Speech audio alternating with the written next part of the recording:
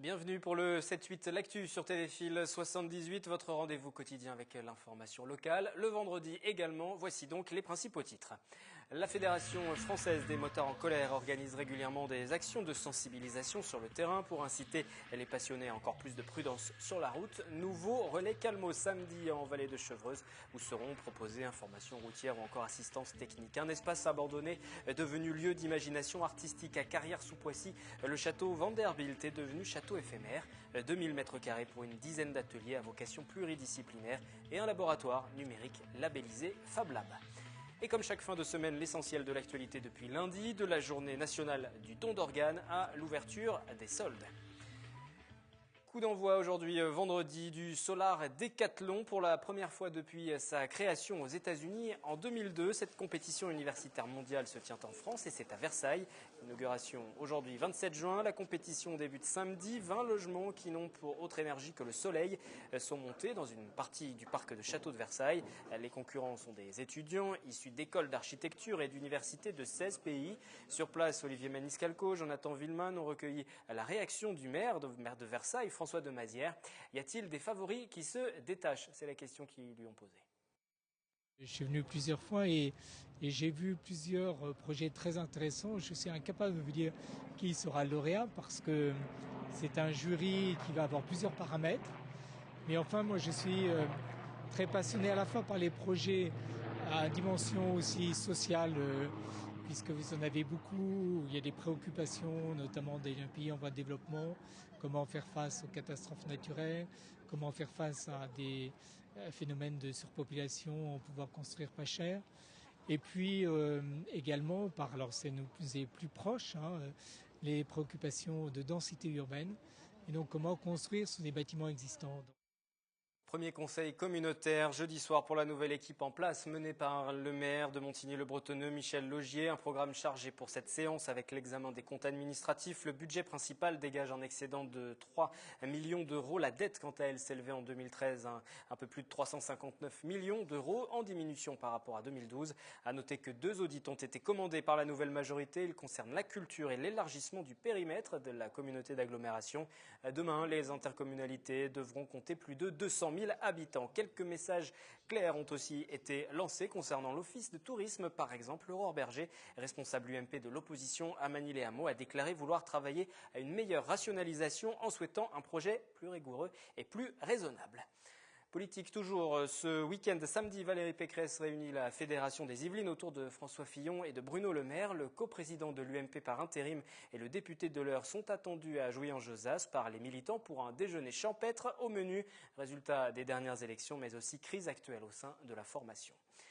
L'invité de ce vendredi 27 juin, Jean-Luc Prévost, bonjour et bienvenue. Bonjour. Coordinateur dans les Yvelines de la Fédération française des motards en colère, fédération qui entend défendre les usagers des 2 ou 3 roues et vous préférez la prise de conscience aux mesures répressives. Dans cette optique, ce week-end, samedi 28 juin, à Cernay-la-Ville, pendant que je vous laisse raccrocher votre téléphone, se déroulera au chalet des Cascades l'opération Relais Calmos. Vous avez bien raccroché votre téléphone, oui, allez-y. Bon. Qu'est-ce qu'un relais Calmos alors? Voilà, un relais Calmos c'est un concept qui remonte à plus d'une vingtaine d'années, qui consiste à installer des points, notamment sur les grands événements motards, ce qu'on appelle. On a l'Enduro du Touquet, on a le Bol d'Or, on a les 24 heures du Mans, on a aussi le Grand Prix de France ainsi que le Superbike. À ceci se rajoute également comme pour demain, le relais de Chevreuse. Il en existe également un, puisqu'il y a des soucis également sur la route des Crêtes dans les Vosges. Parce que c'est pas anodin le lieu qui a été choisi pour ça. Non, voilà, absolument. Oui, on sait qu'il y a des soucis entre les motards et les riverains, donc il faut un petit peu calmer le jeu à ce niveau-là. Vous voulez vous réconcilier avec les riverains? Ou ce sont Surtout les riverains qui vous tolèrent moins? Qui est le plus énervé des deux? On a des gens chez nous qui ont des comportements un petit peu anormaux. Donc il serait souhaitable que ceux-ci reviennent un petit peu dans les règles, parce que la vallée de Chevreuse est un endroit très agréable et il y a moyen de s'y balader en moto sans enquiquiner les riverains.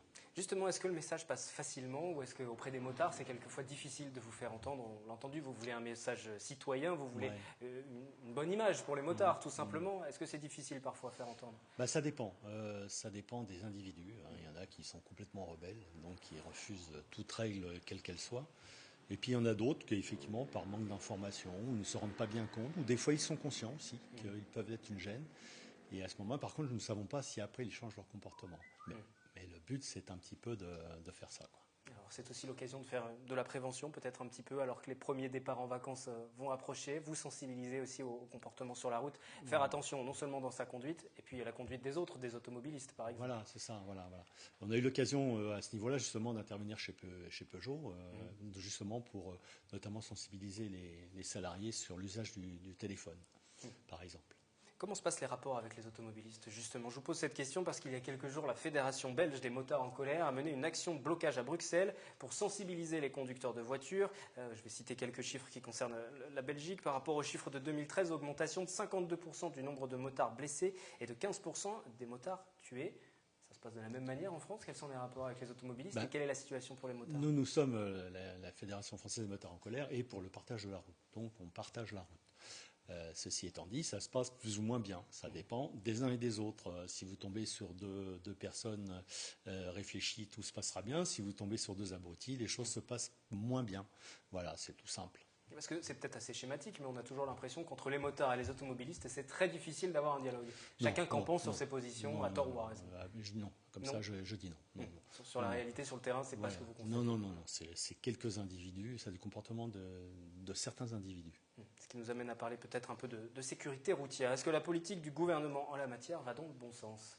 Là, actuellement, nous sommes contre l'abaissement de la vitesse de 90 à 80 sur les routes secondaires, parce qu'on ne voit pas du tout, on a l'impression que les résultats de la baisse des morts, ça tient plutôt du coup de louche qu'autre chose, parce que rien ne justifie un tel chiffre, quoi.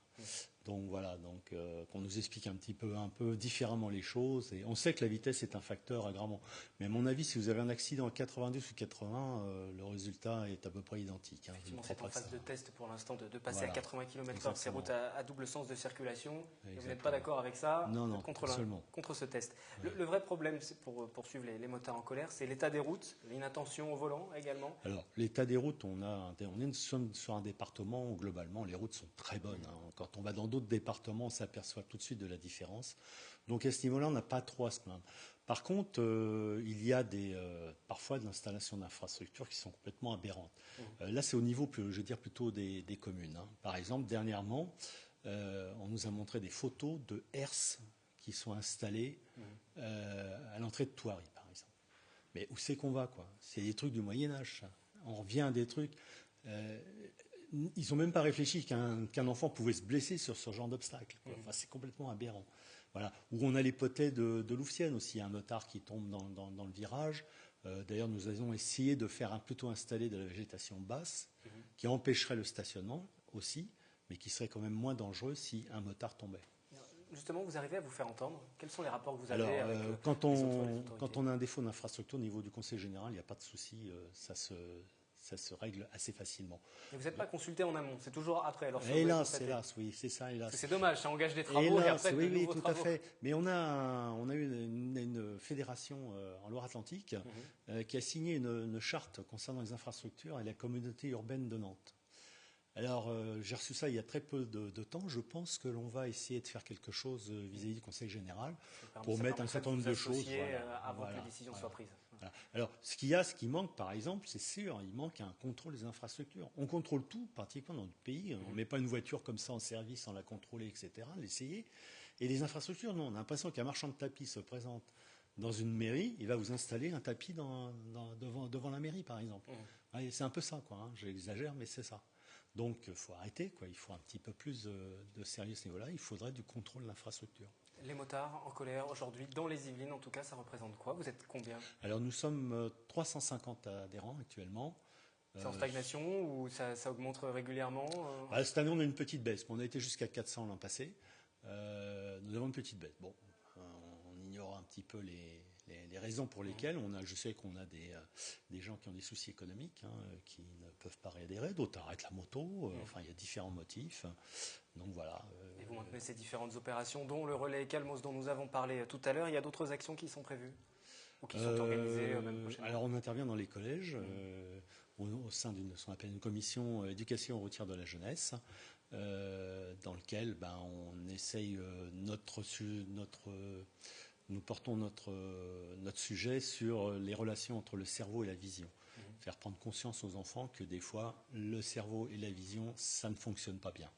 Il y a des petits décalages, sachant que les enfants, bien souvent, se pensent parfaits. Donc, leur montrer que malgré tout, l'être humain est quand même quelque chose, des fois, de faillible. Merci Jean-Luc Prévost. Voilà. Motards et citoyens, c'est votre mot d'ordre. Et samedi 28 juin à Cernay-la-Ville, vous organisez une nouvelle fois un relais Calmos, 10h-18h. Merci beaucoup. Au revoir. On continue ce journal.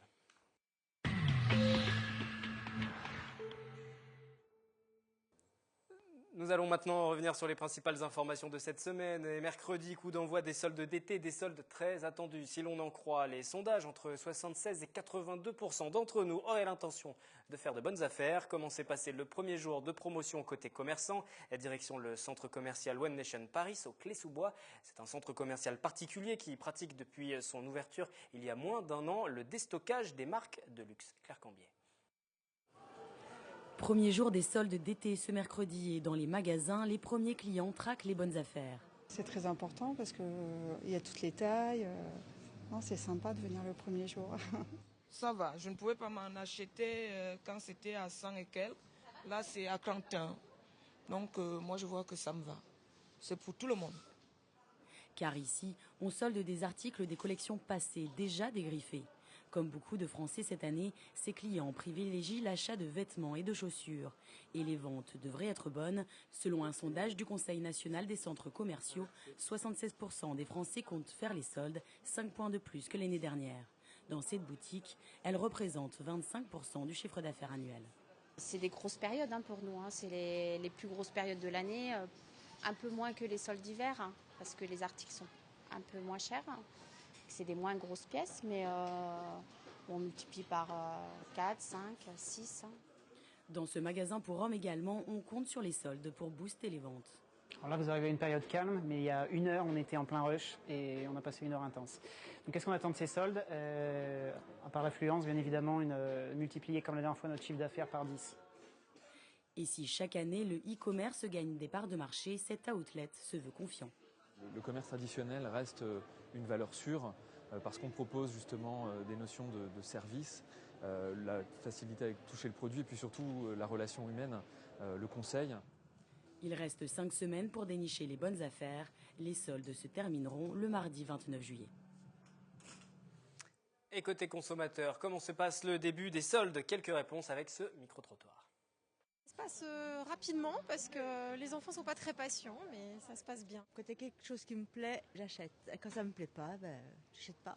Très bien, il n'y a pas trop de monde, c'est parfait. Et on a pris ce qu'on avait besoin. Ça dépense beaucoup d'argent. Ça va, ça se passe très très bien, mais quand même si un peu plus cher que la dernière fois, on va dire d'ici 5 ou 6 mois derrière. Voilà, mais quand même, ça reste raisonnable. Bien, très bien. J'essaie de faire des affaires pour ma fille, pour ma petite fille, mon mari et moi. Très bien, on dépense plein de sous. Une fois que j'ai l'occasion de venir un mercredi matin, dès le début des soldes, je suis là. Et on vient de comptabiliser là et j'ai acheté 100 € et j'ai économisé 80 €. Je dépense pas plus, je vais m'arrêter là. Et gare aux arnaques, pendant les soldes, l'UFC Que Choisir intervient pour protéger les consommateurs. Son responsable sur Versailles et sa région était notre invité cette semaine. Je vous propose de l'écouter. Au niveau des commerçants, les commerces physiques, les magasins, le risque d'arnaque est relativement limité. Par contre, sur Internet, oui, il faut faire attention. Les arnaques sont plutôt de quelle nature? Pour rester dans les magasins vraiment physiques, ce sont quoi? Des prix qui sont gonflés juste avant les soldes, des rabais? Les gonflés, c'est quand même assez difficile, si vous voulez, parce que un article qui est proposé en solde, il doit avoir été mis en vente 1 mois avant. Et donc le prix avec le solde soldé.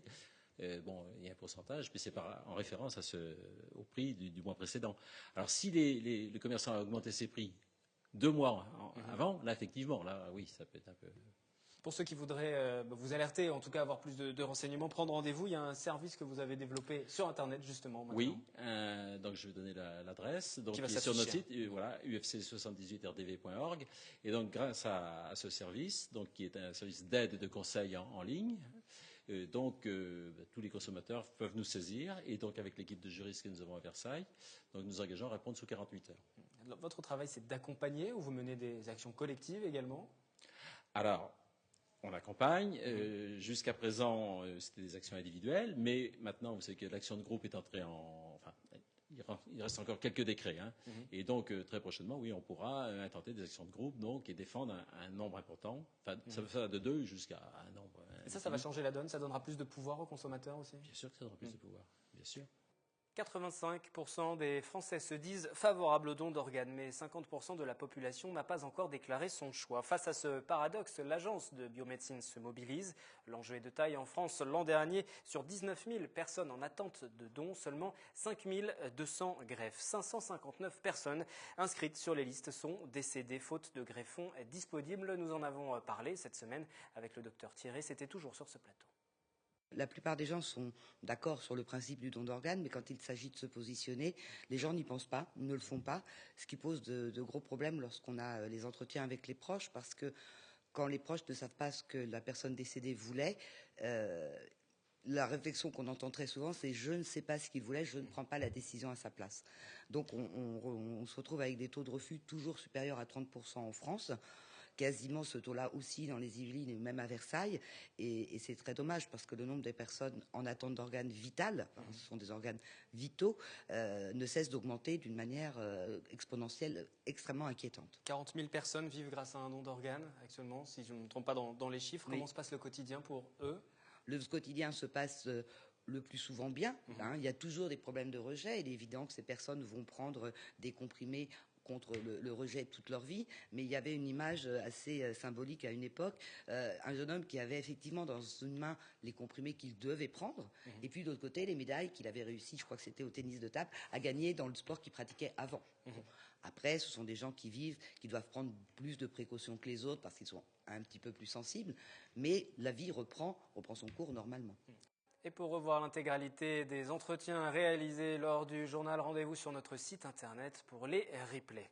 Santé toujours, il existe 1080 cabinets de groupe en Ile-de-France. 80% se sentent fragilisés. Prix des loyers trop élevés, manque peut-être de motivation aussi de leurs jeunes collègues. Voici le témoignage d'un praticien à Voisins-le-Bretonneux. Aucune secrétaire à l'accueil, juste une chaise vide. C'est l'une des conséquences des difficultés rencontrées par ce cabinet de groupe médical à Voisins-le-Bretonneux. Alors qu'elles étaient 4 auparavant, la dernière secrétaire sera licenciée au 1er juillet. En cause, des charges financières trop lourdes. Dans le cabinet, certains médecins vont partir en retraite et un seul départ suffit à fragiliser le groupe parce que les autres médecins qui ont déjà du mal à assurer les charges n'arrivent plus à pouvoir assumer les charges financières qui deviennent trop lourdes. D'après une étude de l'URPS Île-de-France, près de 30% des médecins exerçant en groupe ont plus de 60 ans. D'après ce généraliste, l'exercice libéral n'attire plus du tout les jeunes médecins pour une simple raison, l'évolution des mentalités. Je crois que les mentalités ont changé à partir du moment où s'est installée une politique des 35 heures en France. Alors bien sûr, les médecins ne sont pas à 35 heures, mais les jeunes médecins actuels refusent totalement de consacrer 70 heures par semaine à leur travail. Ils souhaitent améliorer leur qualité de vie, pouvoir avoir une vie de famille, ce qui n'est peut-être pas toujours le cas de nos générations à nous. C'est l'une des raisons essentielles. Ce cabinet à Voisins-le-Bretonneux n'est pas un cas isolé. Toujours d'après une étude de l'URPS, 80% des cabinets de groupes médicaux d'Île-de-France sont fragilisés et à terme, dans les 3 ans, 40% de ces cabinets seraient menacés de fermeture. Selon le médecin, les difficultés seraient aussi liées aux contraintes administratives qui pèsent sur la profession et les conséquences pourraient être très importantes.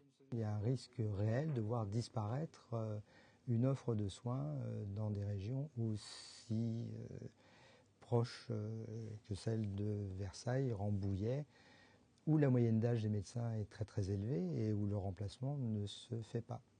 Sur Oisa même, j'ai appris le départ très proche d'un des médecins qui ne part pas en retraite, mais qui fuit l'exercice libéral pour se réfugier dans un exercice salarié beaucoup plus confortable, sans apporter de blâme à ce confrère. Et si les cabinets sont moins nombreux, d'après lui, les patients se dirigeraient plus dans les hôpitaux, au risque de les encombrer encore davantage. Une des solutions qu'il évoque, la mise en place des contrats aidés pour les cabinets médicaux. Bien qu'il soit passionné par son métier, ce médecin, à 68 ans et 40 années d'exercice, aimerait bien trouver un jour un successeur. Et pour alerter sur cette situation, l'Union régionale des professionnels de santé médecins demande au pouvoir public d'intervenir à travers une pétition. Elle propose aussi des solutions. On écoute l'une de ses représentantes, également médecin à Vélizy. L'inquiétude, elle est justifiée parce qu'on a de nombreux exemples de cabinets de groupe qui ferment. Entre le début, on a fait une enquête, entre le début et la fin de l'enquête, il y avait déjà, sur moins de 6 mois, il y avait déjà trois cabinets qui avaient fermé. Parce que financièrement, c'est pas viable. C'est ce qu'on appelle le syndrome du cabinet vide. C'est-à-dire que les cabinets de groupe ont été construits dans les années 70-80 et à l'époque où il n'y avait pas de problème pour trouver des médecins et les conditions de vie étaient convenables. Et aujourd'hui, chaque fois qu'un médecin part à la retraite, un médecin libéral part à la retraite, il n'est pas remplacé. Donc ceux qui restent doivent payer des loyers de tout le monde, quoi. C'est comme si vous étiez célibataire avec un seul revenu et qu'on vous oblige à louer un 5 pièces. Donc c'est assez difficile.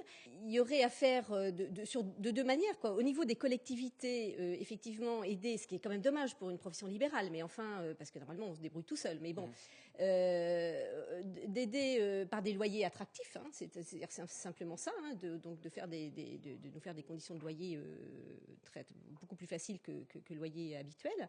Et puis je dirais, au niveau de vous, les auditeurs qui êtes aussi en général des patients, parce qu'il y a beaucoup de médecins, d'auditeurs qui ne consultent jamais, intervenir auprès de vos élus, auprès de la CEPA, mais essentiellement auprès de vos élus, parce que pour dire simplement, il faut augmenter quand même un peu le prix de la consultation, qui est à 23 € pour un généraliste, 27 € pour un spécialiste. Il faudrait aussi que les patients mettent la main à la poche pour continuer à avoir un cabinet médical à côté de chez eux. Soit mettre la main à la poche, ça je n'en sais rien, ça c'est des décisions politiques sur lesquelles je n'ai pas d'avis, voilà. Mais en tout cas faire pression auprès des élus. On termine avec de la culture. Samedi, à Carrières-sous-Poissy, le travail de réhabilitation du château Vanderbilt sera dévoilé. Le projet Château éphémère a été mené autour de l'art numérique. La visite en avant-première, c'est avec Mathilde Capberne. Du château abandonné au château éphémère, l'ancienne demeure du baron Vanderbilt à Carrières-sous-Poissy voit s'offrir une nouvelle vie. Réhabilité par la communauté d'agglomération de Rive-de-Seine, le projet a été confié à l'association Caserne Éphémère qui restaure des espaces abandonnés en lieux artistiques. Plus qu'une mission de sauvegarde, l'agglomération souhaite en faire une vitrine culturelle et un espace de convivialité, mais pas seulement. On a voulu aussi avoir un état d'esprit qui était tourné vers l'innovation. Donc cet état d'esprit, en fait, c'était aussi de tourner un patrimoine qui était existant vers une utilisation qui, elle, était tournée vers le futur. C'est pour ça que c'était un patrimoine qui était donc à l'inventaire des monuments des bâtiments de France. Et la dernière raison, c'est qu'on voulait mettre à travers le dispositif qui nous était proposé, un dispositif de résidence artistique, on voulait mettre en relation le territoire, les habitants du territoire avec les artistes. Particularité des lieux, les artistes vont y habiter à partir de septembre. Avant, ils devront être choisis par un comité.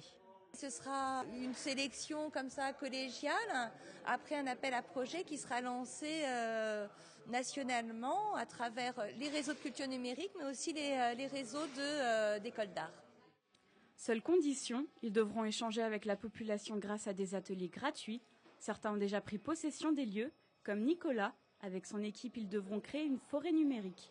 Donc cette forêt numérique, elle serait constituée de capteurs qui récupèrent le flux de sève de végétaux, la vitesse du flux de sève. Et à partir de cette vitesse, on modulerait des variations sonores, on ferait des variations sonores. On n'a pas envie de rester non plus que sur un seul projet. On aime bien avoir plusieurs axes et puis en même temps avoir un côté atelier, expérimentation et création de pièces. Un lieu comme ça, c'est aussi une chance pour croiser tous les savoirs et puis se compléter. Samedi 28 juin, le château ouvre ses portes pour une avant-première. Les visiteurs pourront découvrir l'art numérique, les ateliers à venir et écouter la performance du beatboxer Ezra. À travers ses sons, il analyse le rapport passionnel qu'entretient l'homme avec la machine. Merci de nous avoir suivis sur TV Fil 78, prochaine édition du 7-8, l'actu en direct lundi à 18h, en même temps que le match de football France-Nigeria que nous essaierons de suivre pendant le journal. D'ici là, vos loisirs, vos idées sorties, c'est avec Catherine Zulato et le 7-8 week-end, vendredi, samedi, 18h30, 19h30 et 23h. À lundi.